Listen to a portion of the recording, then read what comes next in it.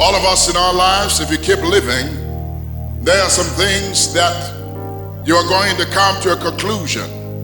Whether you're full of faith or you don't have faith, you're going to come to a point where you're going to say, look here, it's been too long.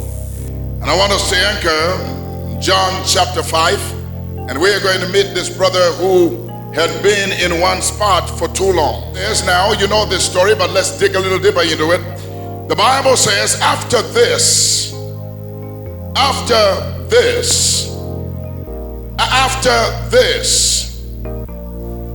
there was a feast of the Jews, and Jesus went up to Jerusalem. Let's just anchor right here. After this, which things had happened before this point?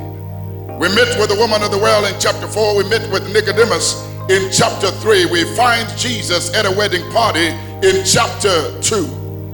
And the book says, after this, and I want to encourage somebody at this moment. You need to understand that the word next must be attached to your purpose if God is going to do more today than he did yesterday. And I've discovered that there are many people in this life who are still celebrating their past victories, and they've never had any victory in the present.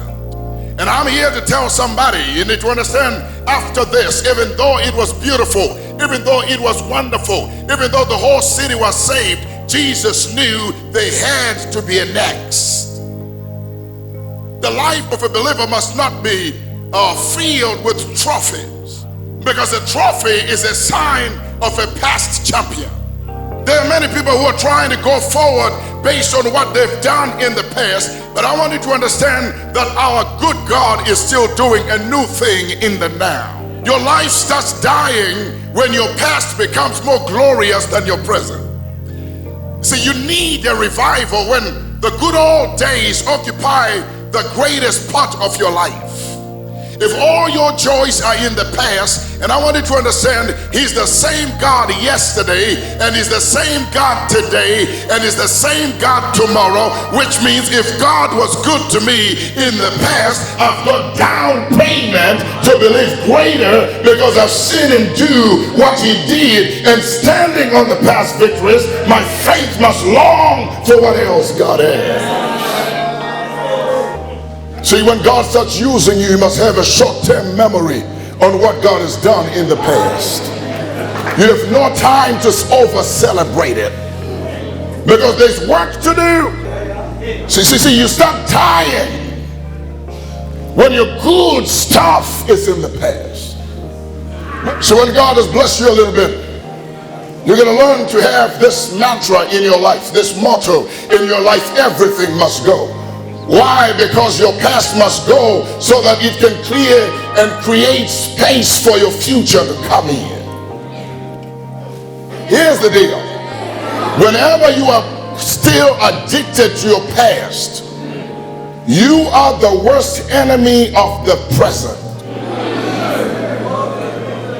Because the truth be said, the circumstances that produced in the past might have changed in the present.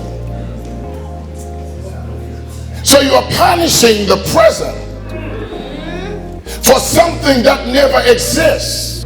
Now you can lose a good thing because you are addicted to a past thing.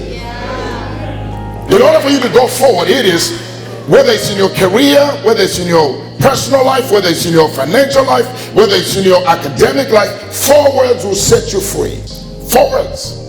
Whenever you enter into any new anything, tell yourself, this is not that. Those 4 words will deliver you.